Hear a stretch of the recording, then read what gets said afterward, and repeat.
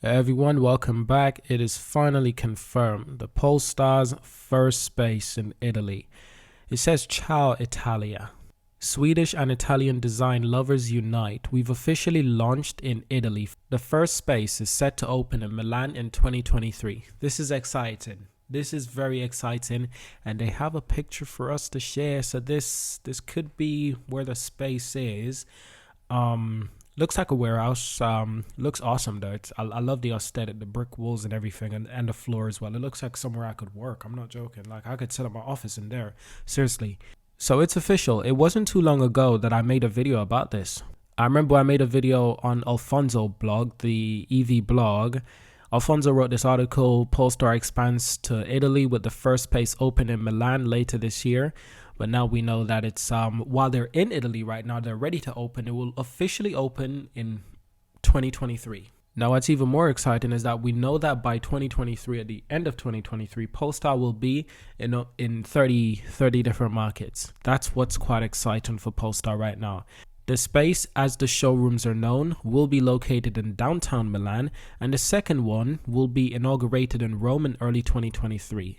That's what the blog said at the time, but the one coming into Rome could be at a later date in 2023. So for now, these are just spaces. These are temporary spaces that Polestar will most likely keep for a year, maybe a year and a half, but after that, they will get a permanent Polestar destination, and that's permanent, where they will actually sell vehicles.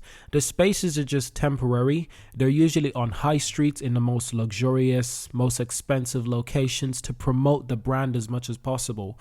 When I went to Barcelona this year and I saw Polestar, they were on the high street.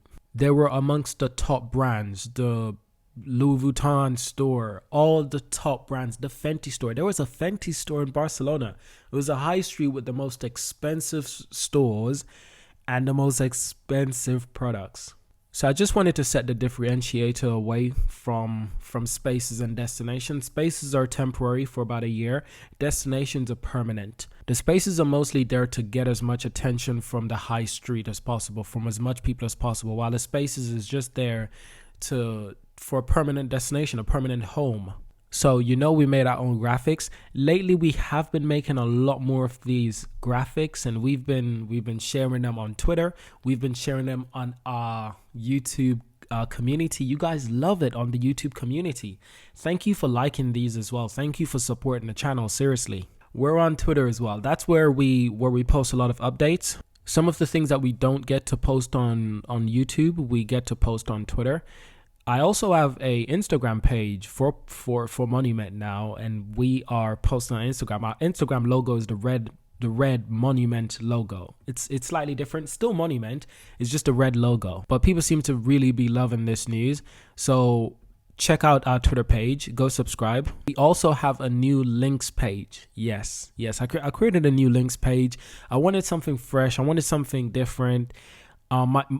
My previous link page looked very similar, but I wanted something fresh, and we have the Monument, but this time with a white background and a red logo. So we're experimenting. We're trying a few different things. It's got all the links and some of our other projects that we work on. Obviously, you guys might not know this, but I do have my own 3D channel. This is my most popular video. It's currently at 1,000 views. I basically redesigned this YouTuber setup.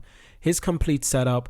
I love the setup so much. I had to redesign it, and that's what I do. Apart from Monument, I do a lot of other stuff. I also have a crypto channel as well, Altcoin Disrupt. But let's get back to Polestar. I don't want you guys to leave. I don't want you guys to leave the video and be like, oh, you're starting to talk about other stuff. No. Let's get back to Polestar. Someone commented and asked, and France? What about France? So here's what Polestar had to say. France is currently not one of our designated market, but we're always looking upwards and onwards. You can join our newsletter for automotive updates on our next step. Okay, so apparently France is not a designated market, and I think I know why. You remember the dispute Polestar had with Citron? I think it was Citron. It's like a French company. And they were like, wow, these logos are too similar. And at first, I didn't see it. I didn't see it at all because this is a star. And the Citron logo is so different. But this was the dispute. This was the dispute. That's the Citron logos. The logos are different. They're using the same asterisks, but it's in a different position. So I never really understood why Citron was having a problem with this. But there was a lawsuit. Just to let you know, there was a temporary lawsuit. It has been settled now. It has been settled, but we don't know the settle agreement. We don't know. But the two companies did agree to settle this, and I wonder if the reason why Polestar is not keen on entering France is because of that decision to settle the lawsuit. Maybe they'll enter France at a later date. Maybe there was an agreement that they can't enter the French market for the next 5 or 10 years. Maybe there was an agreement for 2 to 3 years. I don't know. I don't think Polestar should have settled that agreement. But here's why they did. Because Citron has a monopoly on the French government. It's a big French company. The French are very proud. And while the lawsuit was going on, Polestar was actually... It was actually illegal for Polestar to sell and operate in France. I think the lawsuit and everything just set them back. They put a pause on focusing on France temporarily. They might start focusing on France at a later date, but for now, they're not focusing on France. I don't think this lawsuit had any merits. They're so different. But what I will say is that, of course, what you have to understand, this was all in a French court. Polestar probably wouldn't win anyway, even though it's BS. It's BS. It's BS. They look nothing alike. It's complete BS. But because of the connection that Citron had, they had so much power the court could freeze Polestar operation in the country. And I think Polestar was just like, you know what? Okay, we're not, even though we've settled the lawsuit, we're not going to focus on France right now. We're gonna focus on other areas that are more important anyway, and we'll get back to France at a later date. It would be okay if the French government decided to just completely ban Polestar. There was no news on them completely banning Polestar. No, it could just be a temporary situation that they're just more focused on other areas, which is completely understandable. It's completely understandable, of course. Even though the French market would be a good place for Polestar to be, bro. It would be really good. I hope they do go to France in the future, but if they don't want to focus on that market right now, it's also understandable because this lawsuit, I think the lawsuit it set them back because Polestar they're not Tesla. They don't have that much money. They just got like 1.6 billion in funding from Volvo and Geely to continue operations and stuff like that. They're not the biggest company, so naturally they just want to keep their head down, head above water at the same time, and they just want to operate. They just want to compete, but they don't want to cause any friction. That's how the world works sometimes. It's a bit unfair because I don't think it merits. The logos are not similar. Is there some sort of copyright or I don't know, patent on other companies not using these kind of asterisks? Because that's what Polestar does. They use the asterisks to make a star. Let's just check out the Polestar 3 unveil. I like that shot. That shot that was, oh my goodness, look at that car from the top. Oh my goodness, it looks so beautiful. Let's go back a moment. Let's pause for a moment. Oh my.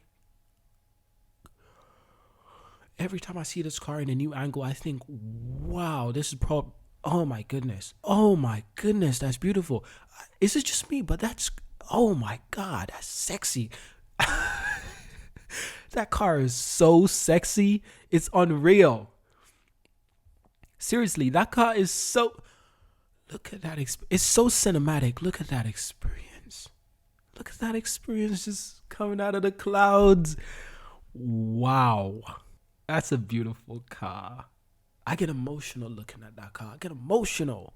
Do you get emotional? I get emotional. Thank you guys for watching, and I'll see you in the next one.